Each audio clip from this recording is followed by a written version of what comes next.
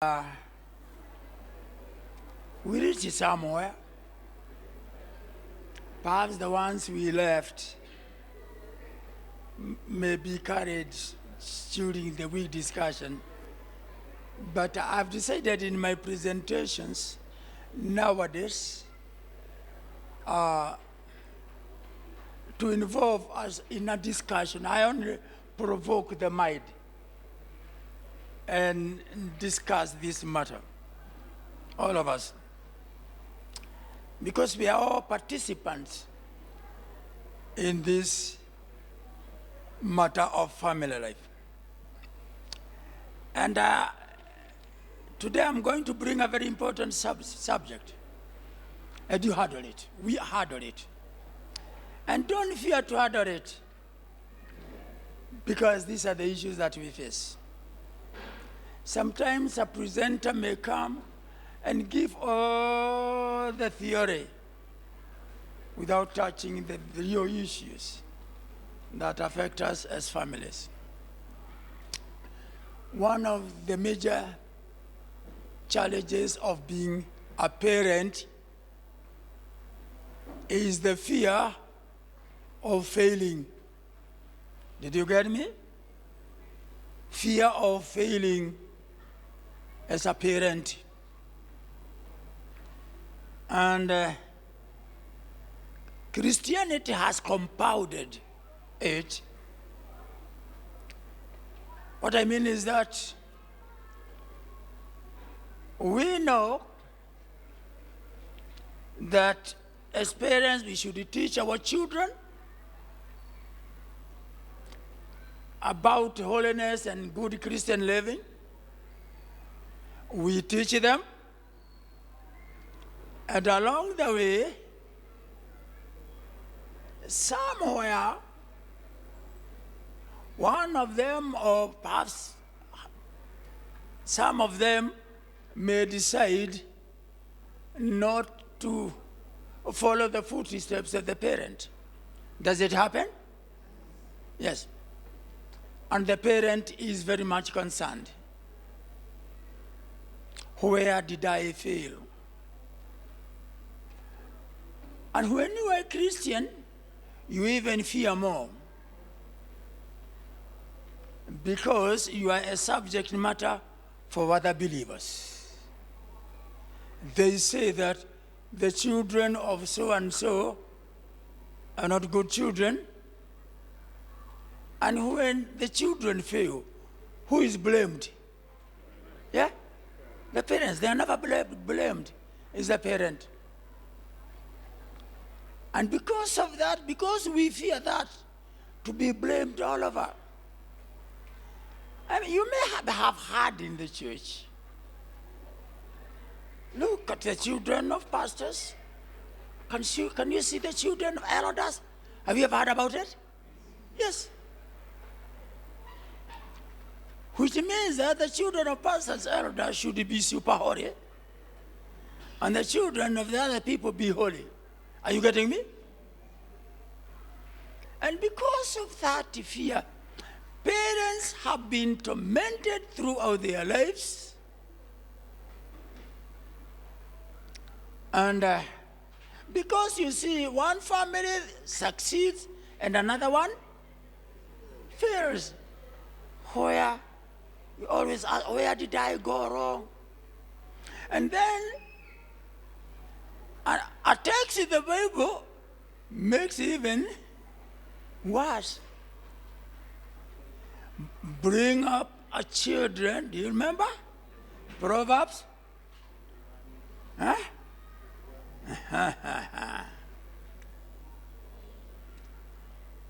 Go with me to Proverbs 22, verse 6.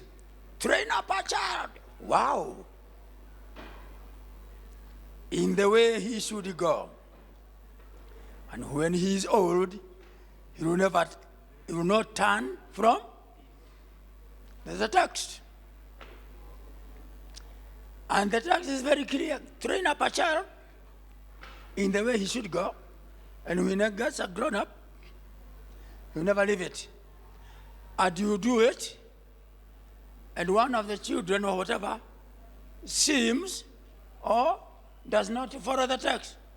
Therefore, who is to blame according to the text? You parents, let us speak. Who is to blame? The parent. The conclusion is he did not train the child. But you see, this is just one of the texts of the Bible, and we should read the Bible in its totality. Now, the text is there. Is this text a closed matter?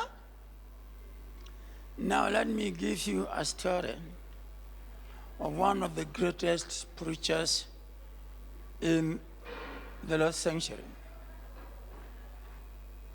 Billy Graham. Billy Graham is known as the preacher who preached to more people than anyone else in history. Because he just came in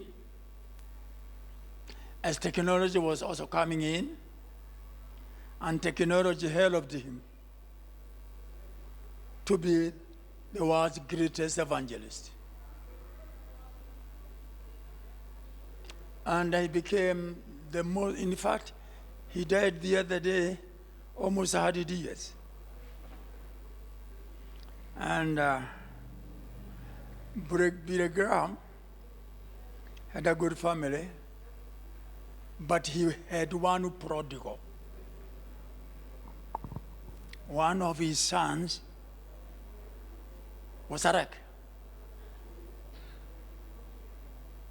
And that was a big concern for Billy Graham, mostly in the American atmosphere, where nothing is hid from the public eye. You know, America is very free. There is no secret information. And therefore, Billy Graham was in mental torture. As much as he was converting others, he could not convert what? His son.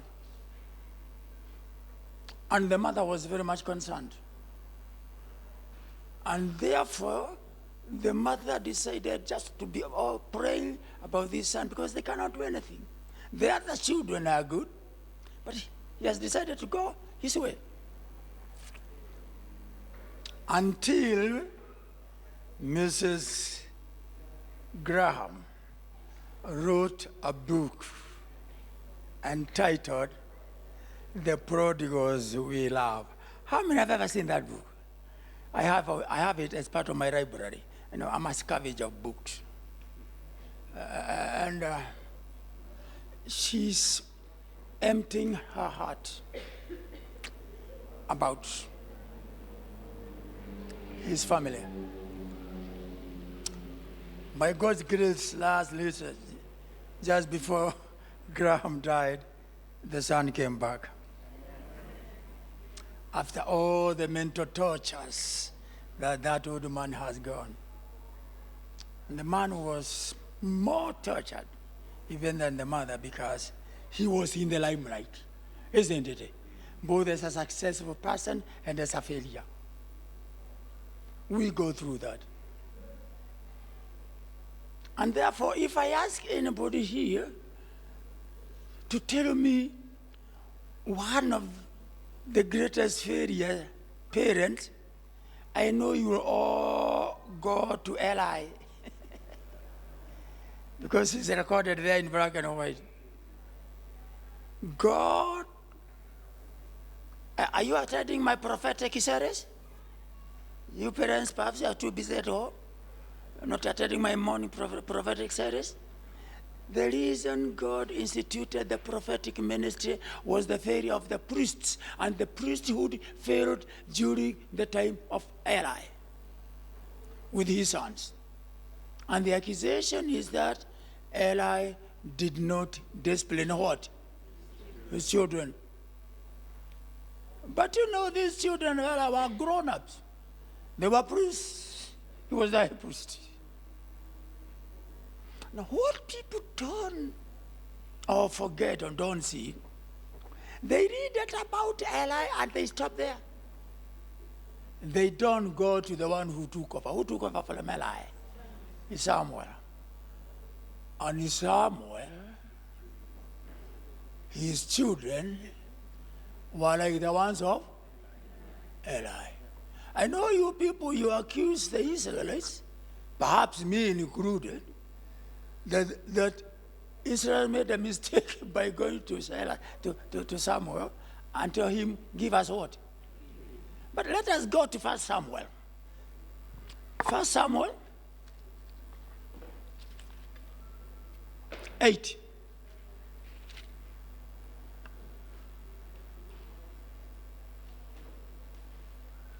Are you there? And you know, I don't give Adventists long time to search the Bible. You have been called the people of the book. You should know the book. Are you there? Verse 1. When Samuel grew old, he appointed his sons as judges for Israel.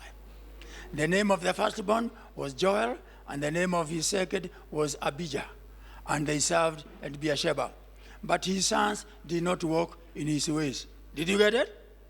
They turned aside after dishonest gain and accepted bribes and perverted justice. Hebu niwaambie, hii mambo mnazungumzia kila wakati in our country. It's very old. Hii mambo ya bribe. In fact, here you talk in Kenya outside there, here it is in the church. Where? In the church. Isn't it? Verse 4. So all the elders of Israel gathered together and came to Samuel at Ramah. They said to him, you are old, and your sons do not walk in your ways. Now appoint a king to lead us, such as all the other nations have. Did they give a reason why they wanted a king? Did they give a reason? Yes. Do you read that reason? No, you just got to the king. Give us the king. But the elders went with what? With reason. Why do they want a king? Because of the children. And you see, the elders are afraid. You know, elders think about, see the future. Even there is one old man, he said that I can see like a giraffe. And so the future, and they said, if the future is left to who? To these sons, we are finished.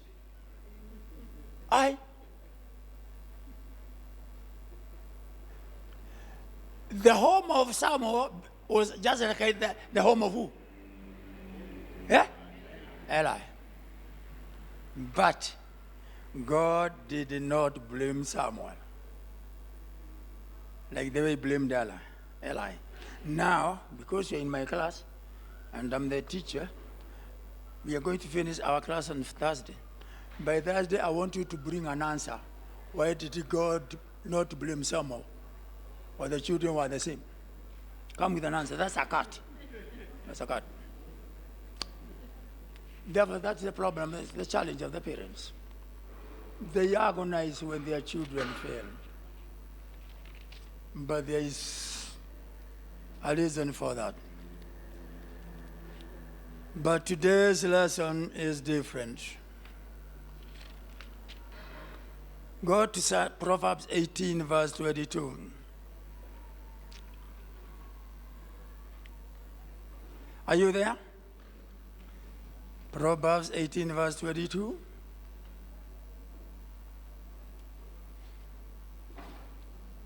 What does it say? He who finds a wife finds a good thing. Wow. He receives favor from the Lord. That text is wonderful, isn't it? He who does what? Yeah? He who finds a wife finds a good thing. And to get a wife, It's a favor from who? Mzee, you are only favored. It's a favor from the Lord. Now, this text is very good, but I have a challenge with it. Perhaps it's because I'm a Bible student. It is one-sided.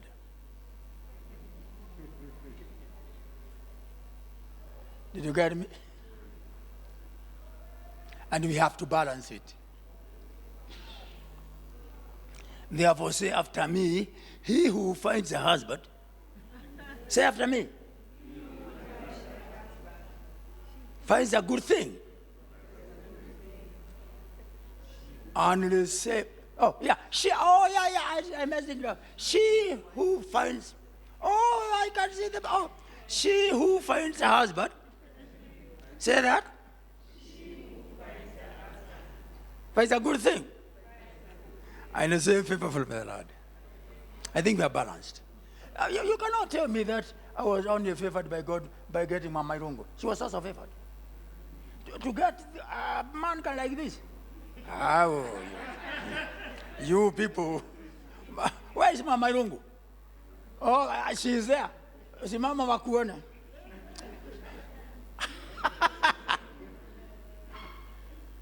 She was favored. I was also game short. There is an issue that is a modern or recent phenomenon that I want us to talk about, and that is the issue of retrenchment. Did you get the word? What? Retrenchment. A curse that could turn to be your blessing. We take retrenchment. It is a modern phenomenon. Retrenchment can only appear where there is employment. Therefore, not everyone is retrenched. You could not have retrenched Abraham from what to what. Retrenchment is an outgrowth of the monetary economy. When the economy was agrarian, there was no retrenchment.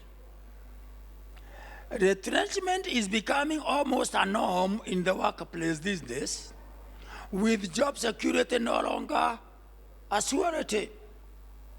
Many people are getting used to the idea that any day, any time could be their last in the companies they work for, even the government. However, despite becoming commonplace, it still leaves a nasty sting. It does not matter whether one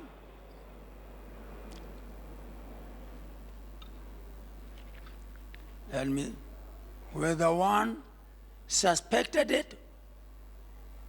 it would happen or not.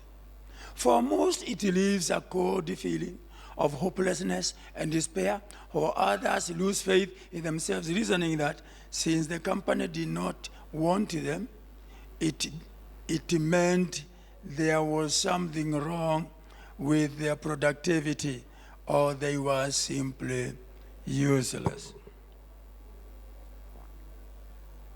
I'm reading about the issues that have been raised in this country. And perhaps some of us have gone through them. Now, I have a challenge.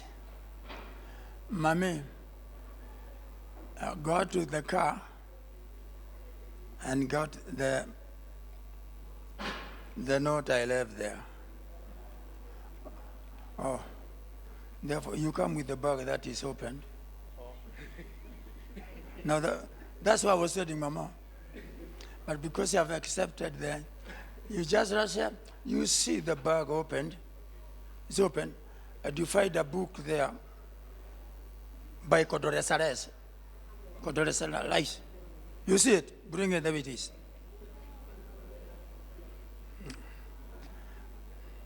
I'd rush if you chose to do it. You know, I come from the old school where we were told them, the Mzungu always to do what? Run. We know retrenchment? Do we know retrenchment? Is that a fact in our days? And a painful one. We go through. And the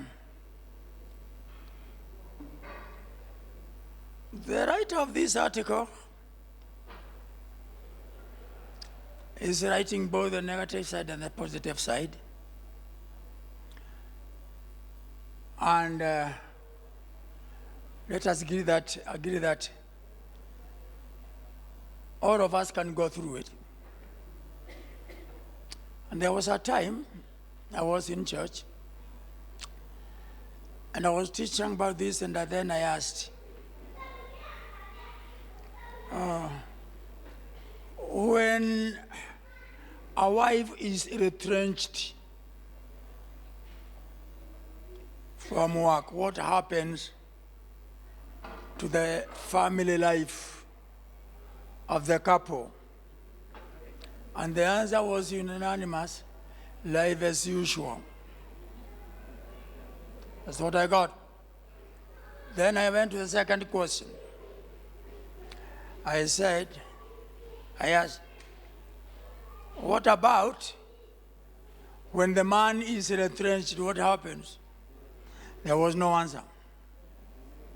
The same congregation had an answer for one question, but not for both. Thank you. And when they refused to answer,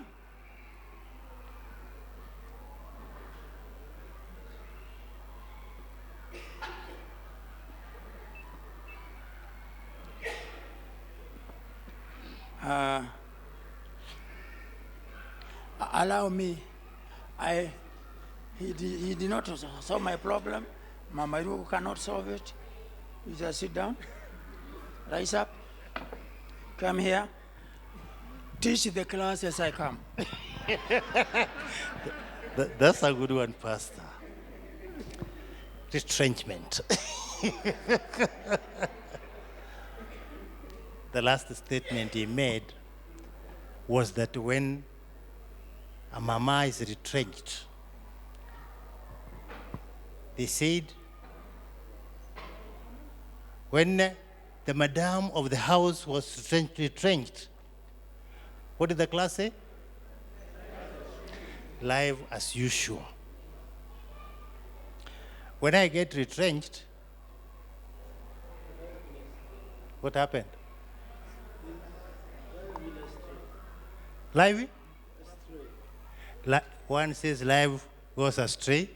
Anybody else? Why? Breadwinner. But these days we say we are equal. We all provide. That is one reason why in the family, you can't claim that, just because mnatuambia tunasafisha vyombo, mnatuambia tuende kwa shamba tubebe miti, isn't it, mzee? So, and even when I grew up, my father never allowed me to go to Mama's kitchen because the boys were not supposed to go to the kitchen. You sit in the mzee's house, ugali na kucha huko. So now that we both provide, or rather we are saying we provide, why is it that when Mama will not bring food or contribute to the food on the table, there will be no problem because Mzee will bring. But when Mzee will not be able to bring, then there are issues. Think about that. Thank you, Pastor.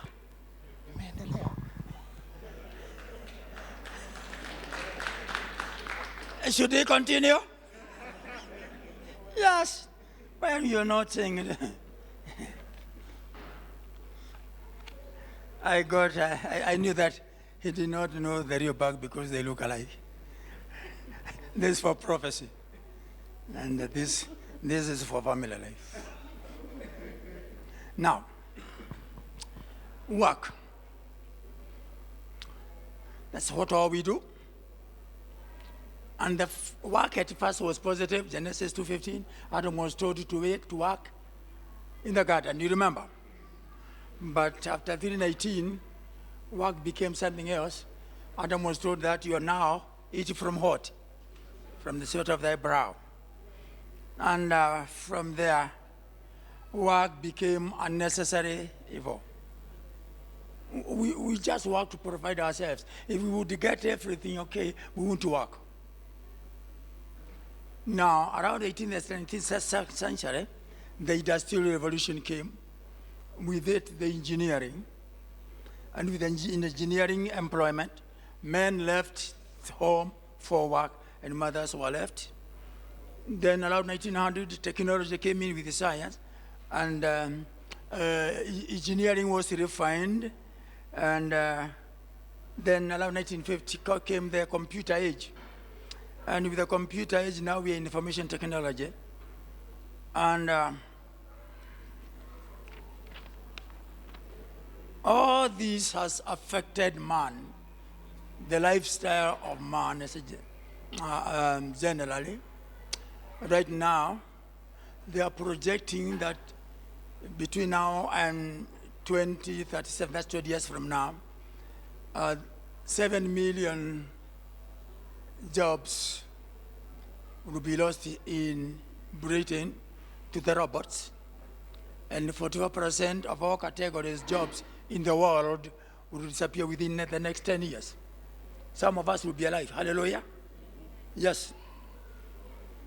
And some of the jobs that will no longer be there within the next 10 years is travel agents, cashiers, librarian, postal carriers, bank tellers, textile workers, print industry, sports referees, and umpires. And everything will be given to science and the robots.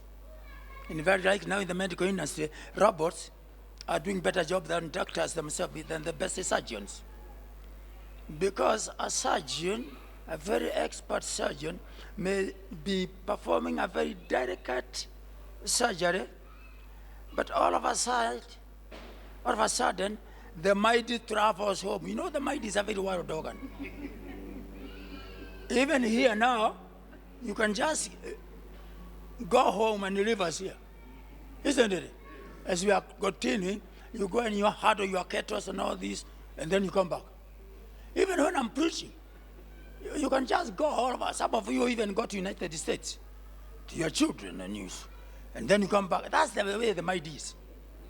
And therefore, the robots have been proved to be better because the robot has no mind to be diverted, isn't it? It will be accurate. Are you getting it? Now they are saying that the best surgery is to be done by what? And in fact, they want to bring, to improve what we call autopilot, to pilotless airplanes. But the social scientists are warning that people may refuse to fly. If you would know that the plane has no pilot, it is only the gadgets. And you tell Chris to go to Mombasa, atasema hebu nitafute dereva. Are you getting it? What am I saying? Is that the world is changing very rapidly. And this is affecting work to the fact that very soon the world will not need workers. And we senior citizens are perhaps lucky to have worked, to have been employed, but not so. Do you know why we have the rise of political dictators? Listen to this. Rulers and presidents want to remain in office for fear of what will they do after office. Did you get it?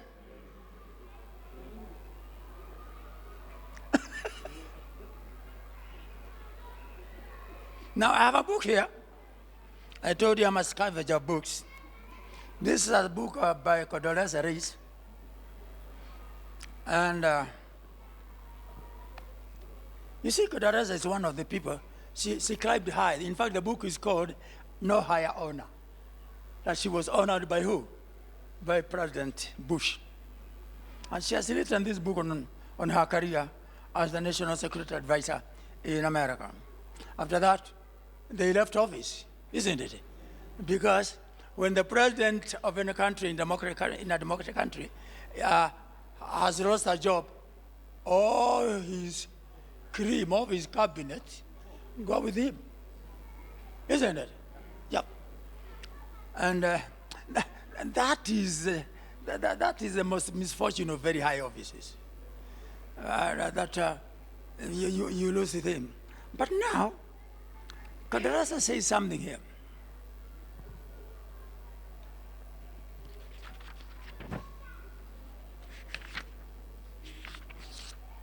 Yes, I don't like Western civilization, but if I go for it for consultation. Now listen here. Africa was clearly making progress towards democratic governance, with the peaceful transfers of power in countries like Benin, Mali, Sierra Leone, blah, blah, blah, blah. And one of the people who brought it was Nelson Mandela. Nelson Mandela had once told the president, that is George Bush, that his people had begged him to run for a third term. I told them, I want African leaders to see that it's okay to retire. The jovial Mandela said, he said it in a jovial mood. It is okay to do what? To retire. And sometimes we fear retirement. No wonder I'm retired. They say that retired but not tired, but it's not okay. It's just a change of jobs. Just a change of jobs. There is no retirement. I'm now busier than I was. And the president, now Bush, compared Mandela to George Washington. Who was George Washington? The father of America, who refused to become king. Are you aware that during the American Declaration of Independence, they fought the war? George Washington was revered in America. And Americans, the people wanted him to be what? The king. I didn't know kings die in office. They are very lucky. They are never retrenched. And they wanted George Washington to die in office. But George Washington refused to become president. You know what George Washington said? I want to be the first president of a democratic government. And he never became king. Then the question, the president recalled that discussion with Mandela many times, where somebody wanted just to retire. And he talks about Olusegun Obasanjo of Nigeria, who one day took George Washington, the President Washington, aside and he told him, my country wants me to serve them another term. Therefore, we want to change the constitution for my third term. And the president, he told him, you have served your country well. Now turn over power and become the statesman. It goes on to others. And what Africa is going through leaders. Are you aware that the presidents fear retrenchment? Presidents fear what? Retrenchment. All the political problem we're having is because those people fear to be what? What are we going to do after office? Kodaresa went back to the class. She is now a professor at her former university. The problem we have in Africa is because people before they became leaders, they did not have anything, they were not doing anything, and therefore only politics, therefore munataka waenda wapi. Therefore we are not only the people who are fearing. We are not the only people who are fearing. They are fearing everyone. And let me tell you, the first man I know to have been entrenched was Prophet Daniel. After Nebuchadnezzar died, he was retrenched. But when Daniel 5 came with a problem and a menateke, they called him from retrenchment because he was the only one who could have handled the problem. Let me tell you, they may retrench you, but something may come which will require them to recall you. Having said that, what do we handle? How do we handle retrenchment? Discussion.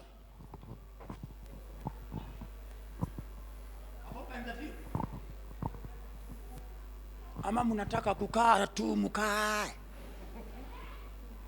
Who is to begin the class? I do know I'm not talking politics. But you see, a preacher handles all the matters, isn't it? Now you have to go this information. Because I've shown you in the morning that God works through human systems. When we get retrenchment, what happens? I've heard you concluding something. What did you conclude with your class in my absence? Can you say, when I was away? There's no Papa. What were we talking about? Now, retrenchment. For the presidents or for... In any case, everybody's a president. That's the first thing we want to agree. In all our homes, we are all presidents. I think one of the biggest problems that causes us to fear retrenchment is the fear of the unknown. When you're working, ordinarily your life is, your day is actually planned. Monday to Friday is like fixed. If you are in a political office and you live beyond that Friday, or even on Saturday and Sunday you'll be working, then your day is planned for, isn't it? But when now you are retrenched, you have all the time to think of what to do, and you don't have many people who will help you plan for your day. Then it comes, then who pays you? What I'm addressing is the fear of the unknown. I think that is what makes us, kind of fear or hate thinking of being retrenched. And mind you, retrenchment comes not prepared. It's not like retirement. Retirement, you'll be told at such and such a time when you no longer be coming. So you have a time to prepare. But when you get a note on a Friday that it is finished, how does your heart beat? Let me say something about retrenchment. My husband was retrenched when he was fairly young, and our kids were very small because okay, let me sound sorry. Yes. My husband was retrenched when he was very young, and our family was very young. And I think our firstborn was 10 years old. And I know what used to worry him the most was probably because that time the children were being educated by the company. He was working for Toyota. And he used to tell me that every Friday, a list is normally brought. and people are called to the office to be told that they are not going to come to work on Friday, on Monday. And so there was all that fear. Everybody was scared. Am I on the list? Am I on the list?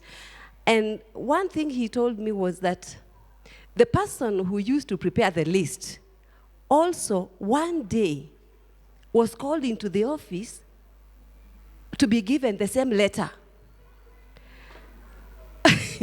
Now, when my husband was retrenched, I think he was 49, and the biggest worry was, how do you readjust?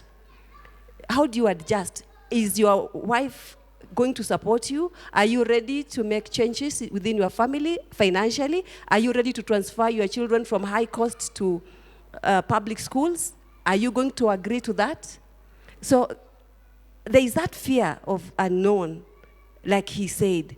But what I admired him most for was that he was ready. He kept telling me that I don't know when I'm going to get my letter. But in the meantime, let us do A, B, C, D, A, B, C, D, E. So over time, he had acquired small plots here, small plots there. And when his time came and he got his letter, he did not panic. I think he was already prepared. And I always look back and tell him, we also thank God that we supported one another. We were able to say, no, let's move our children from the private sector, from the private schools to, public schools. And although also the children, they have to socially adjust. So there are many things that you look at, but if a family, like the ones that family we talked about yesterday, if you're walking the path together, then it is successful for the family. But if you're divided, then I think that is what will become the problem. And up to today, you never know that my husband was retrenched. He just retired a bit too early, and I like just looking back and saying, we thank God for how far he has brought us. You would never know that he's not working. And what I'm saying is that the family has to work together. You have to be united and stand together. And partners have to support each other. Don't let your husband carry the burden alone. There are those ones who say when you're married, the husband's money is for us, and the wife's is mine. So you need to work together. I think that is all I can say about that.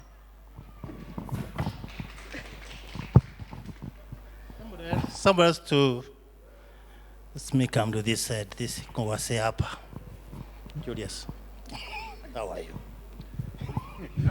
Well, you want me to? My senior.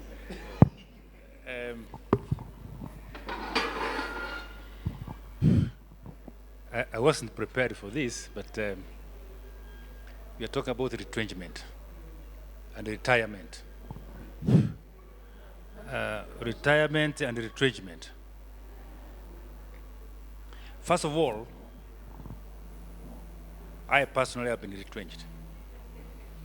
So, but it's not to go through that exercise. I put it near.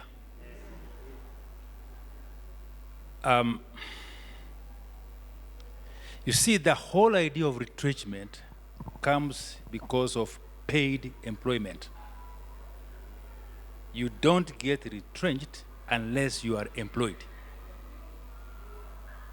Sometimes I wonder, in a country where unemployment, like the DRC, is, for example, 100%, how do men think through retrenchment? I think the people who worry more about the retrenchment are those people privileged enough to be in a state where employment is almost 100%.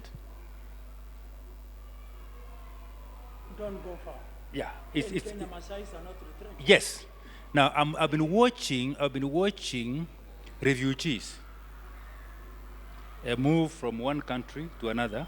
Some were professionals, forcibly retrenched by war, not by retirement, but by war. And they actually live in refugee camps with their wives. And it's painful to see some of those so-called retrenchees, refugees, actually sell their children for food.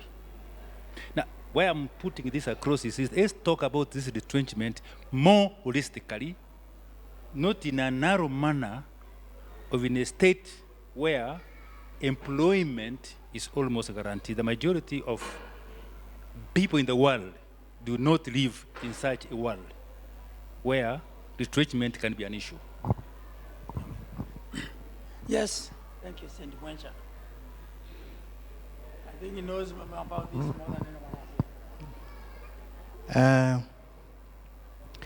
Pastor, I'm going to give an anecdote by giving an example of people that I've seen when they retire and they didn't expect to retire.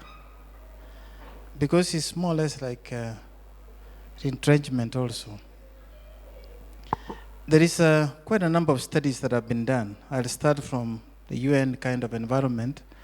They conducted quite a number of studies globally on what happens, and they were tracing a number of people when they started working and when they stopped working.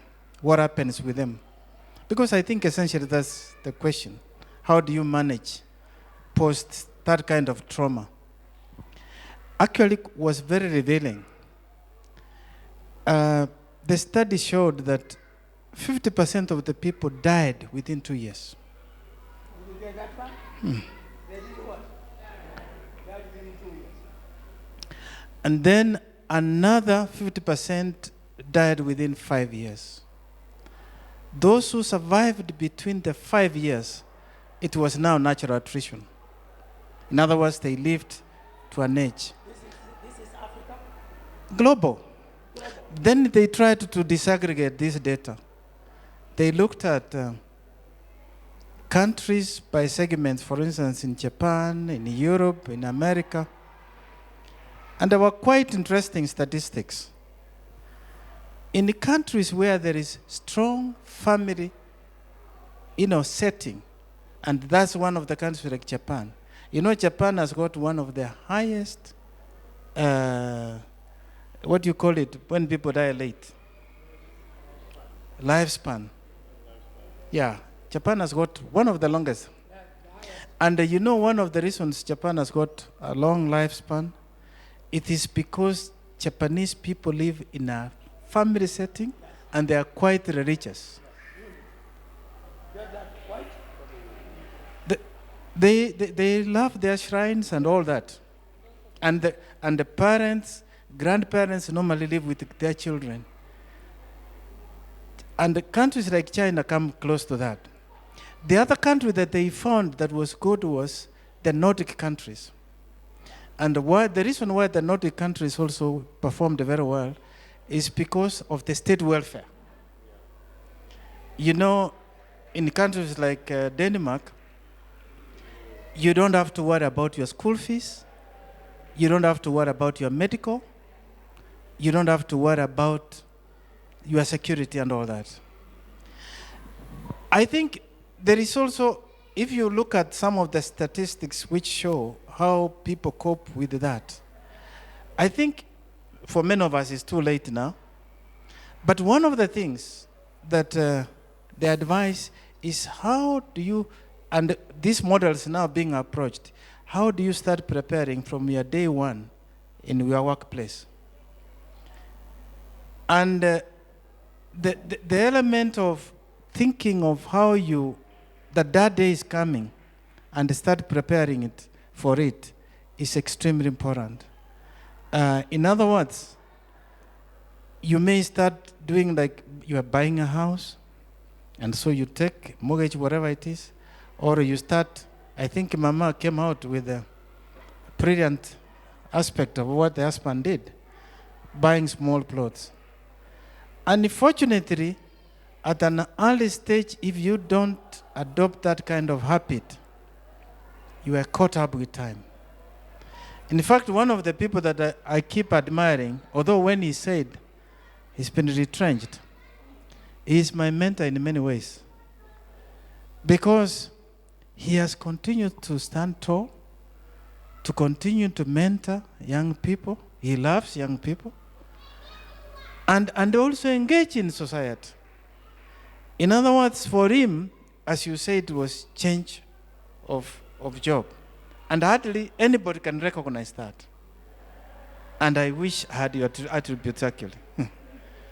And so I think one of the things we could tell, particularly those who are young, and if you are going to advise your children, let them start thinking that that day will come. And remind them, and again, that that day will come. But before you say, yes, preparation or no preparation, it has come. The wife is retrenched today, and tomorrow the family continues as usual. Another family, the man is retrenched. Things go here. What is it? Haywire. Are you getting it? What about that scenario? But because I've seen the elder where somebody even had a mortgage and almost only 3 years to complete the mortgage. He's entrenched and the building is auctioned and possessed. Now, what I'm trying to say is that the way I wanted to approach it, but to approach it, in fact, when I was handling this last night, I was saying, I wish you are going to be there.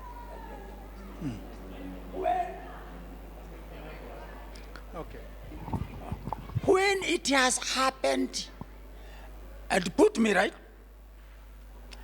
when it happens with the wife, the home will do what? Will continue. That's my concern, Saint Mwenja. It will continue. People will not even know about it because it's as if she has just come to be a housewife. Isn't it? And that's what you call wives who are not employed. I don't know whether that's the best terminology. Yes, it's housewife. And but if it is the Messiah, you remember I told you that?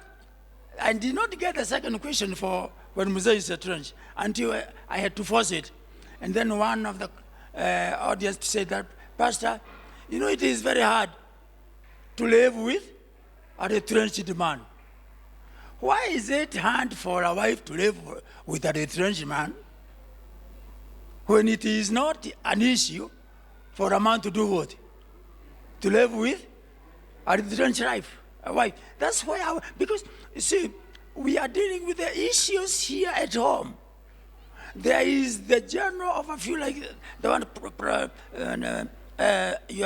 Honorable, you have told us, you have been commercial in all these areas. But you see, in our African setting, we are latecomers to employment. You remember? Europe has been with employment for all these ages.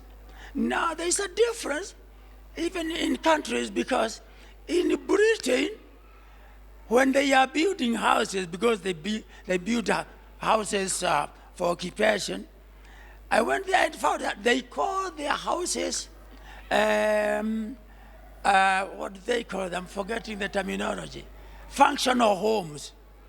That means the house that you own, if it is 3-bedroomed, how many? Every room is occupied. When you retire, even from, and you clear the nest, and you and your wife, you sell the 3-bedroomed, you come to a 2-bedroom. When one of the spouses dies, you leave the 2 bedrooms, you go to 1 bedroom. Are you getting it? That's Europe. But here we have not gone that way. When it happens here at home, whatever the circumstances, how do we handle it as a family? Because we are dealing with our family life. Because perhaps some of us even got married when we were not employed, isn't it? And employment came. And even in employment nowadays, things have changed there, where even the wife's salary may escalate when yours does not move. Isn't it? Yeah. How do you handle that one? Yes.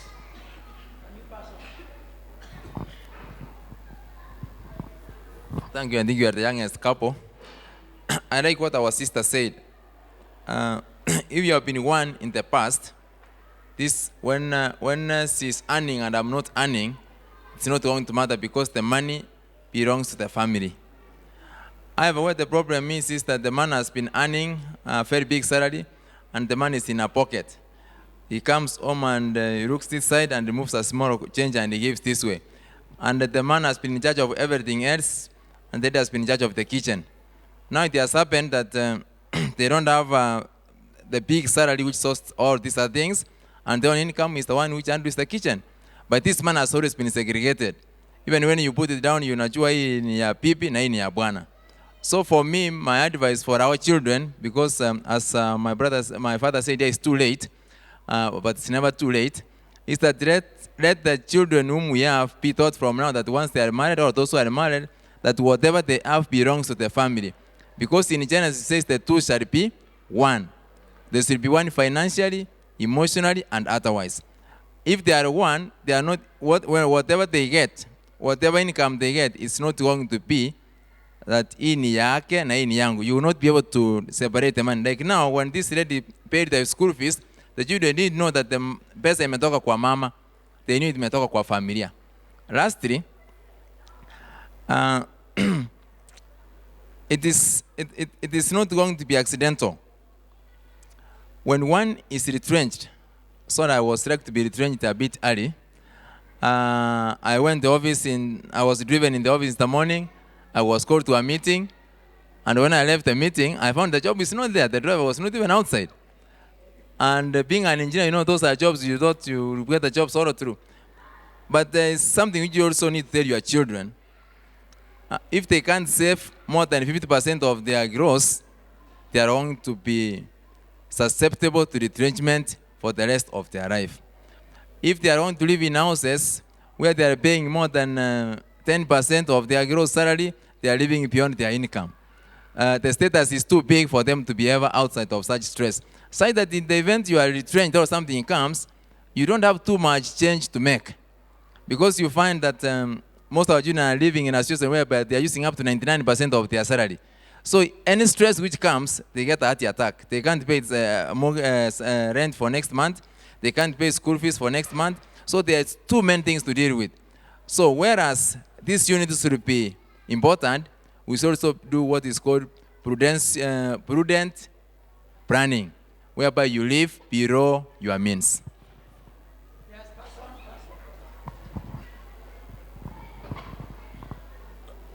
I just want to look the issue in three or four perspectives. One, you look at the Asian setup where the mother is the financial controller of the family. All the money that is earned is at the end of it, at the end of the day, is given to the mother of the house. It could be the grandmother or the wife in that house. That's how they live. And if the man wakes up in the morning, he asks for fast bus fare or anything he wants to do, he has to report to the wife. That's the Asian community, and they are very stable financially. Then we have the African perspective. In the African perspective, and in this sense, I'm looking at somebody who is not a Christian, who works with his money. His money is in his wallet, and is the one who carries that wallet. So he comes out, as our brother said, he dishes the money for everything in the family. And at the end of it, you'll find this, when such a person is retrenched, there are problems in such families. Then we come to another setup, to our sister here. These are Christians, and who have chosen to put their resources together. So when even retrenchment or retirement comes, you cannot be able to distinguish whether there is any problem in that family, because they handle the problems in the family as one. And this is, I could say, this could be the Christian setup, which we as Adventists and people who know that we are one flesh should try to adopt, because that's the way God expects us to be. But also, there are certain setup where the man could be a Christian and the lady could be a Christian, or both of them could be earning, and everybody handles their own finances. The wife keeps her own records. I've seen men in the offices when I was there, men whom their pay slips have never gone home. The pay slip is kept in the office. If he has bought land, the title is kept in the office. So he'll come in the morning, open his drawer, checks his records whether they are okay. Then you'll ask, what about, does your spouse know about this one?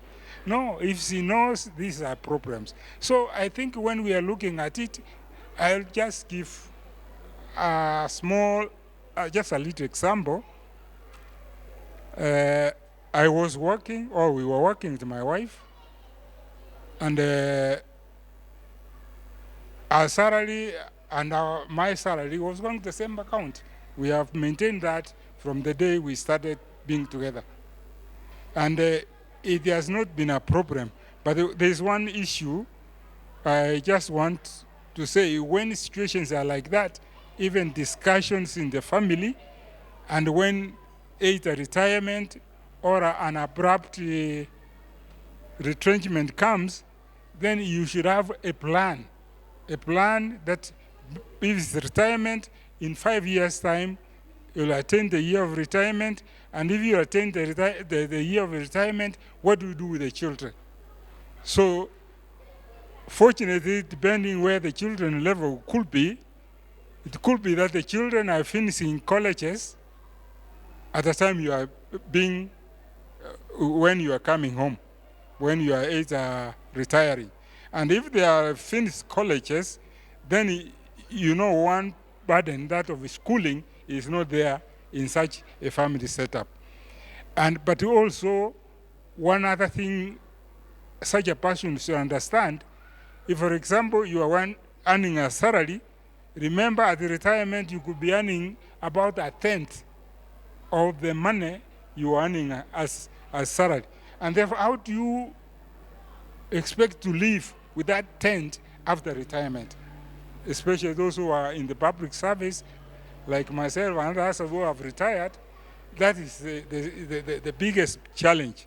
Then let us start from the known. Don't go out to start a business. Don't go out to buy a matatu. Start what you can be able to do within that space of time when you are planned. Probably you are a small farmer. Try to add 1 or 2 animals to keep you moving as you continue so in this journey. Otherwise, without that, I've also realized a good number of my friends we were with, they, as the elder said, they left within 2-3 years after retirement. They are no more there. But when you have a plan, even when you are being retired or you are in employment and expecting that the retrenchment can come any time, have a plan B that can be able to maintain the family to continue with life as if it's normal. Now, others, I don't know why you are commenting. Let me ask you, Saint Mention. In this research that was done, this retrenchee who died within 2 years, another 5 years, who were they? Were they men or ladies or mixed up? And was the research extended to how many men retrenchees died early? And if they were ladies, did they survive? How did it go? Who are these who died? Who are retrenched according to that report? I can't quite disaggregate the data. I must confess that aspect has escaped me. But I think this aspect you raised, and this is what we were discussing yesterday when we were talking about how man and, say, woman copes in an environment like what we were talking yesterday. And I think Sister Christine brought out a very important point yesterday when she was talking about the socialization. It does affect, but also society expectations. The society expectations puts a lot of pressure on a male child. In fact, if you look at current data, and that's what she was saying. I'm sure you grew up like that. When I was growing up, if somebody told me you look like your mother, that is like an abuse. Because but can you imagine if somebody told you you're like your mother, you should say hallelujah. But it is that aspect of society that has put a lot of expectations, and therefore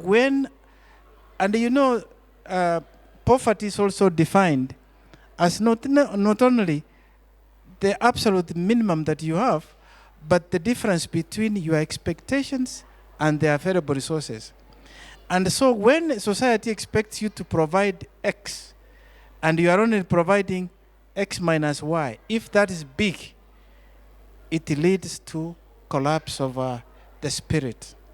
And that's why men are very difficult to cope, especially what we were saying yesterday.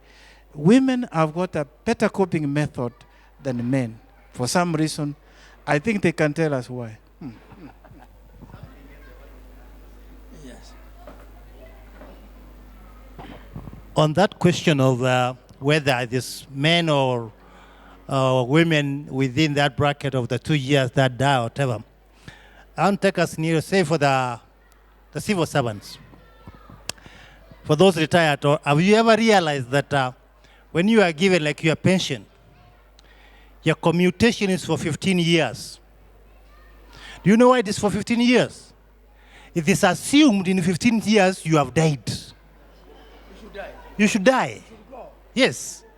And therefore, and if you have not been prepared in those first 5 years, actually if you survive the 5 years, you might exceed the 15 if you were retired early. But the 5 years, like Elder put it, are very critical. And many people who don't make it in those 5 years really are the ones who were expected to get that pension, which was commuted for 15 years. So I would want to say that it is expected. However, when you take it from the perspective also that the man is supposedly supposed to be the provider. So the expectation that is projected to him, both from the family, the extended family, and all that, is much higher than the lady. And if they had never put their resources together for that matter, it becomes even more enormous to handle. A lady maybe to tell us something. Also, it would be nice. I am under law. It is already 5. And this subject has not finished. We shall carry it tomorrow. Because this is very crucial. It's very crucial. Because we want, if we are not having a challenge ourselves, our children are having it about this retrenchment. But may I say this as we close? When I was active in the ministry, I was pastoring a certain church, and at least more than 7 people in my church were retrenched. But they were given what they call it a golden handshake. A golden handshake. And I knew they were retrenched. And I called them. And I told them, because I've been given this golden handshake, please divide into 2. Half perhaps use it the family, but half bring it together. You are working together in the same company. Bring it together. You start something as a company. Because the Western society, these big companies were started by groups, isn't it? You come together. And they never came together. I told them, I'm going to be your coordinator without being your church member because I don't have the money you have, but I kick you off. They never did it. And each one went his way with his wife. Today I don't see that man anywhere. Are you getting me?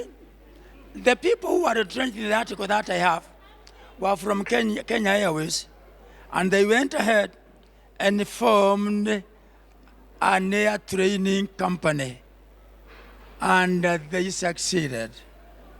When people are retrenched, they have the opportunity to come together.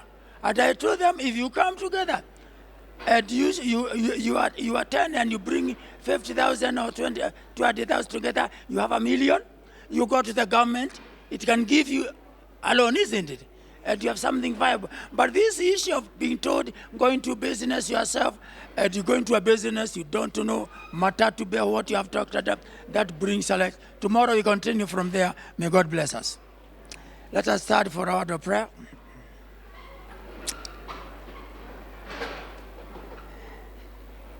Eternal Father in heaven, we thank you for giving us an opportunity to discuss those issues that we face in our sojourn to heaven. Help us to understand the ways we can handle our life down here before we enter your kingdom. We pray in Jesus' name. Amen.